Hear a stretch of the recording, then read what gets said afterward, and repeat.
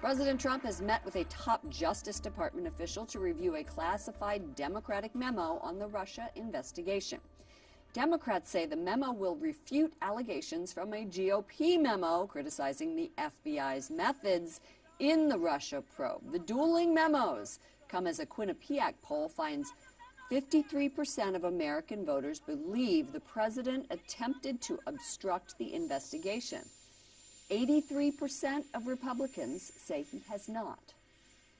Joining us now is Andrew Klavan, contributing editor at City Journal and the host of the podcast, The Andrew Klavan Show on the Daily Wire. Welcome to the program. Thank you very much. Nice to be here.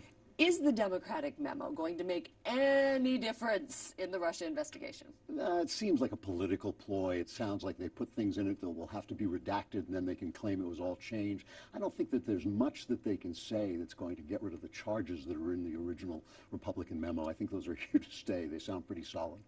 Let's talk about the media coverage of all of this. You immediately roll your eyes. I love it. Well, it's bizarre. I mean, we have listened to decades of liberals telling us about the horrors of J. Edgar Hoover and his unjustified wiretapping, and now suddenly we hear a little unjustified wiretapping from the FBI. Not a big deal. Yeah, it's not a big deal. And I think it's indicative of the way the press has turned a blind eye to the Obama administration and the way he turned the federal government into a Chicago-style machine that used cronyism and the levers of power to fight against his political opponents. They just didn't want to see it. In terms of scandal, you rate the House Intelligence Committee FISA memo as a solid 7. Okay. What are we at the Olympics? Yeah, it's between a nothing burger and worse than Watergate. It comes in about a 7. Okay. Yeah, no, I mean, I think that it does show that the FBI deceived the FISA court in getting a warrant to spy on an American. And remember, they can go into his emails, they can go into anything he wants, and he was part of the Trump campaign about a month before. So it sounds to me as if they were looking at the campaign and spying on the campaign. If that turns out to be true, it'll be a 10. It'll go up from a 7. But right now, it's about a 7.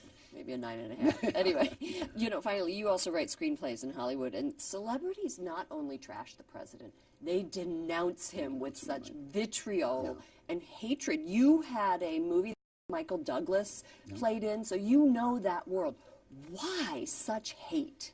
Well, it's a bubble. It's an iron bubble. It has become such a left-wing business and such a left-wing town that your career literally depends on your agreeing. And of course, psychologists have shown that when you're surrounded by people who agree with you, you become radicalized. They have now just gone so far to the left that they've really left the country. And Trump is very aggressive, and he's one of them, and they know it, and it drives them crazy. Perfect. Andrew Klavan, contributing editor at City Journal, and the host of the Andrew Klavan Show on the Daily Wire.